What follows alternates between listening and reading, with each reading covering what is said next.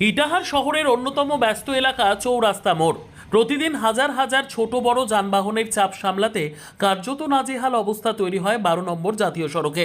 দীর্ঘদিন ধরেই ফুটপাত দখল, অস্থায়ী দোকান এবং যানজটের সমস্যায় ভুগছেন সাধারণ মানুষ। আর এবার সেই সমস্যার সমাধানে কড়া পদক্ষেপের পথে জাতীয় সড়ক কর্তৃপক্ষ। প্রশ্ন উঠছে, ইটাহারেও কি এবার চলবে বুলডোজার অভিযান? ইটাহার শহরের চৌরাস্তা মোড় সংলগ্ন 12 নম্বর জাতীয় সড়কের পাশে ফুটপাত দখল করে থাকা অস্থায়ী দোকানদারদের নোটিশ ধরালো জাতীয় সড়ক কর্তৃপক্ষ। বুধবার এনএইচ কর্তৃপক্ষের কর্মীরা এলাকায় পৌঁছে একাধিক দোকানদারের হাতে লিখিত নোটিশ তুলে দেন। জানা গেছে, নোটিশ পাওয়ার পর মাত্র 10 দিনের সময়সীমা বেঁধে দেওয়া হয়েছে ফুটপাত খালি করার জন্য। মূলত জাতীয় সড়কে যানবাহন চলাচল স্বাভাবিক রাখা এবং পথচারীদের নিরাপদ চলাচল নিশ্চিত করতে এই পদক্ষেপ বলে দাবি কর্তৃপক্ষের। এলাকার বাসিন্দাদের অভিযোগ, দীর্ঘদিন ধরে চৌরাস্তা মোড়ে ফুটপাত দখল হয়ে যাওয়ায় নিত্যদিন তীব্র যানজট তৈরি হয়।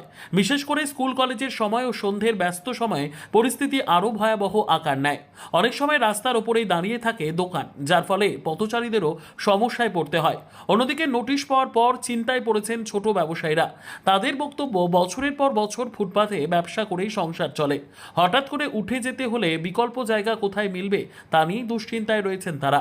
তবে শহরবাসীর একাংশের দাবি, শুধুমাত্র উচ্ছেদ অভিযান নয়, ইটাহারের দীর্ঘদিনের যানজট সমস্যার স্থায়ী সমাধানে চৌরাস্তা মোড়ের ওপর ফ্লাইওভার নির্মাণ অত্যন্ত জরুরি।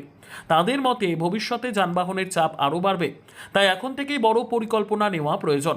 এখন দেখা নির্ধারিত সময়ের পর প্রশাসন কড়া পদক্ষেপ নেয় কিনা, আর ইটাহারের চৌরাস্তা মোড় সত্যিই ফুটপাত মুক্ত হয় কিনা।